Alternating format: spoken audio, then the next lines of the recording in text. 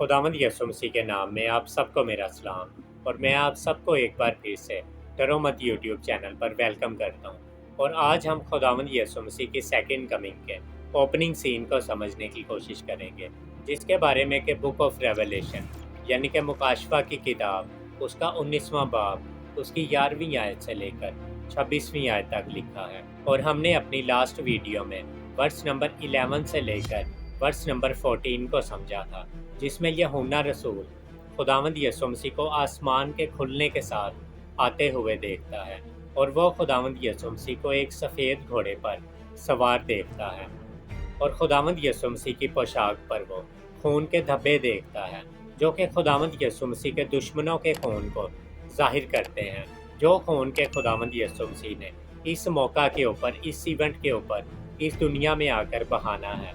और फिर यूहन्ना रसूल खुदावंद यीशु मसीह की आंखों में देखता है और वो खुदावंद यीशु मसीह की आंखों में आग के शोले देखता है।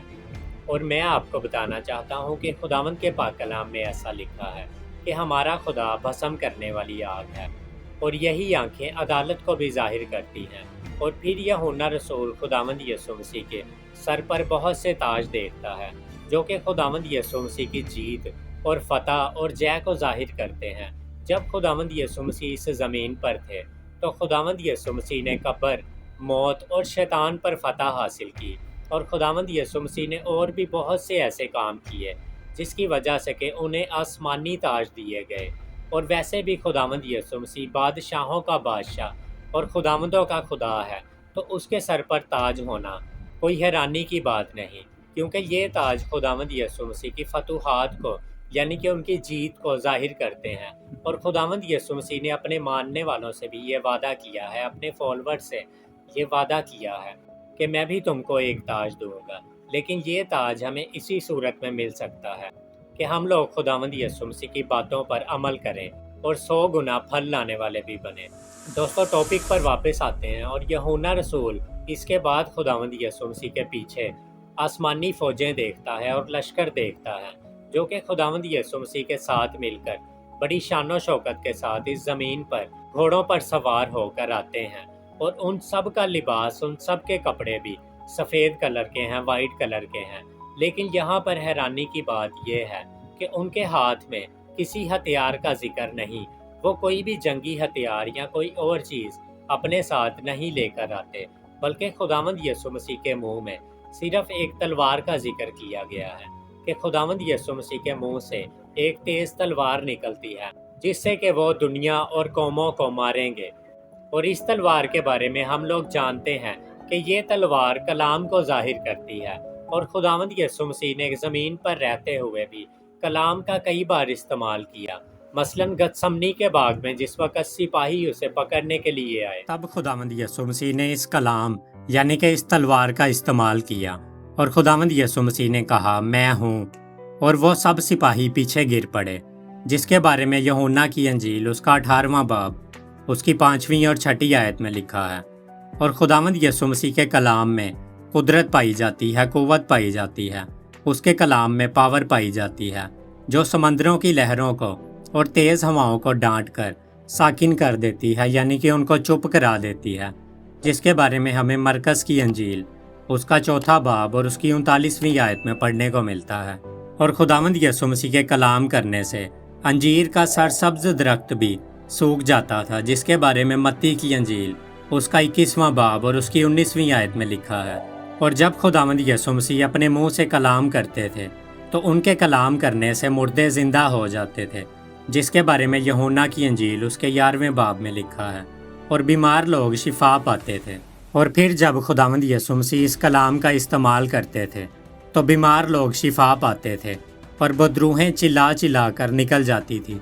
और इब्रानियों का खत उसका 11वां बाब और उसकी 3री आयत में लिखा है कि आलम खुदा के कहने से बने हैं, यानी कि ये यूनिवर्स खुदा के कहने से बने हैं। और ज़बूर 33:6 और 9 में आसमान खुदावंद के कलाम से और उसका लश्कर उसके मुंह के दम से बना है। उसने हुक्म दिया और सब वजूद में आ गया। ये वर्स भी हमें बताती है कि खुदावंद यीशु मसीह ने जब कलाम किया तो उसका लश्कर यानी कि जो लश्कर खुदावंद यीशु मसीह की सेकंड कमिंग पे उनके साथ आता है, یہ لشکر خداوند یسوع مسیح کے منہ کے دم سے بنا ہے۔ جب خداوند یسوع مسیح نے حکم کیا تو یہ سب چیزیں بن گئی، اور یہ سب آیات خداوند یسوع مسیح کے کلام کی قدرت اور طاقت کو ظاہر کرتی ہیں۔ اور استثنا کی کتاب اس کا 18واں باب اور اس کی 18ویں آیت کے مطابق خداوند یسوع مسیح کے منہ میں خدا کا کلام ہے، اور یہی وہ تلوار ہے جو خداوند یسوع مسیح کے منہ میں ہے۔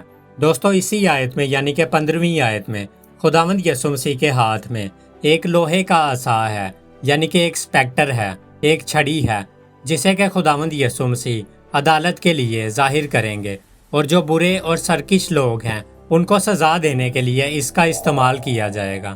لیکن یہاں پر حیرانی والی بات یہ ہے کہ دنیا کے بادشاہوں کے پاس جو چھڑی ہوتی ہے وہ چھڑی سونے کی ہوتی ہے، لیکن خداوند یسوع مسیح کے ہاتھ میں ایک لوہے کا عصا ہے، جس سے کہ وہ ان لوگوں کو کنٹرول کریں گے جو کہ قانون کی پابندی نہیں کرتے۔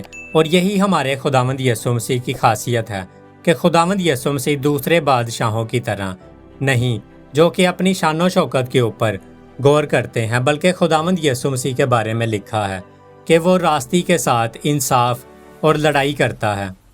اور اس آیت میں خدا کے حوض میں انگور روندنے کے بارے میں بھی لکھا گیا ہے۔ اور دوستو، حوض سے مراد خدا کے قہر کی جگہ، اور انگور سے مراد دنیا کی قومیں یعنی کہ نیشنز ہیں، اور انگور روندنے سے مراد قوموں کو تباہ کرنا ہے، یعنی کہ نیشنز کو ڈسٹروئے کرنا ہے، جو کہ خداوند یسوع مسیح اپنی سیکنڈ کمنگ میں ان 10 قوموں سے اور مخالف مسیح سے لڑیں گے جو کہ مخالف مسیح کے ساتھ مل کر اسرائیلیوں کے ساتھ جنگ کرتے ہوں گے۔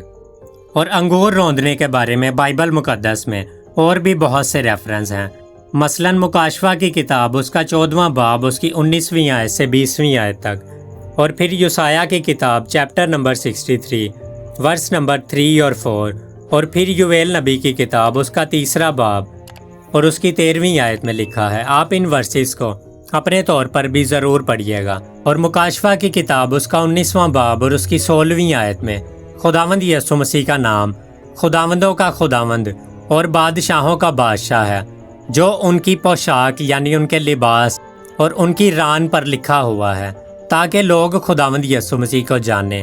بہت کم لوگ خداوند یسوع مسیح کو اس طرح جانتے ہیں کہ وہ ان کی زندگی کا بادشاہ بن جائے، اور خدا چاہتا ہے کہ مسیح کی دوبارہ آمد کے منظر کی آخری آیت میں سب لوگ مسیح کو جان لیں، کیونکہ زمین پر لوگ مسیح کو نہیں جانتے تھے کہ وہ کون ہے۔ اب شہنشاہوں کا شہنشاہ اور بادشاہوں کا بادشاہ خود تشریف لانے والا ہے، اور آج بھی دنیا کے مختلف قومیں اور قبیلے خداوند یسوع مسیح کے بارے میں مختلف خیالات یعنی کہ ڈیفرنٹ اوپینین رکھتے ہیں۔ یہاں تک مسیح قوم میں بعض فرقے اسے وہ نہیں سمجھتے جو وہ اصل میں ہے، اور ایک فرقہ مسیح کو خدا نہیں سمجھتا، اور ایک فرقہ ایسا ہے جو کہ مسیح کو ایک فرقہ سمجھتے ہیں، یعنی کہ ایک اسپریچول گروپ سمجھتے ہیں جنہیں کہ وہ کرسچینٹی کا نام دیتے ہیں۔ اور ان میں ایک گروپ ایسا ہے کہ جو خداوند یسوع مسیح کو ایک سوشل ورکر اور ایک ایتھیکل ٹیچر سمجھتے ہیں، اور کمیونسٹ لوگ اسے ایک وہم پرستی سمجھتے ہیں۔ اور میں آپ کو بتانا چاہتا ہوں کہ آج لوگوں کو خداوند یسوع مسیح کے بارے میں سچی اور حقیقی سمجھ کی ضرورت ہے، اور ان کی پوشاک پر یہ نام لکھنا اس بڑی ضرورت کو ظاہر کرتا ہے کہ یہ ساری دنیا اسے بادشاہوں کا بادشاہ اور خداوندوں کا خداوند قبول کرے۔ اور یہودیوں نے صلیب پر کتبہ تو لگا دیا تھا کہ وہ یہودیوں کا بادشاہ ہے، لیکن اسے تسلیم نہیں کیا تھا، یعنی اسے مانا نہیں تھا۔ اور اب خداوند یسوع مسیح کی دوسری آمد ثانی پر یعنی ان کی سیکنڈ کمنگ پر یہودی لوگ انہیں قبول کر لیں گے، اور نہ صرف یہودی بلکہ ساری دنیا انہیں قبول کرے گی۔ اور مکاشفہ کی کتاب اس کا 11واں باب اور اس کی 15ویں آیت اب پوری ہوگی کہ خداوند ساری دنیا کا بادشاہ ہوگا۔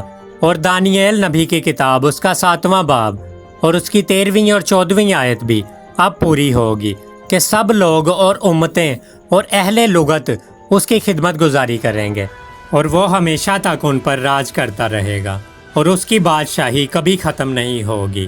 یہ ایٹرنل کنگڈم ہے جس میں خداوند یسوع مسیح اپنے تخت پر بیٹھ کر عدالت کرے گا اور اچھے اور برے کو الگ کرے گا۔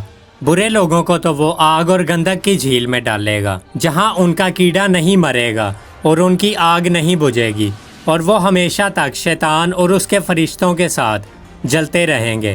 وہیں دوسری طرف جن لوگوں نے اچھا کام کیا ہوگا ان کو خداوند یسوع مسیح انعام بھی دے گا۔ اور اب فیصلہ آپ نے کرنا ہے کہ آپ لوگ کہاں جانا چاہتے ہو۔ اچھے کام کرو گے تو اچھی جگہ ملے گی، اور اگر برے کام کرو گے تو بری جگہ ملے گی۔ خداوند آپ سب کو بہت برکت دے۔ سب کو پریز دا لارڈ۔ جے مسیح کی۔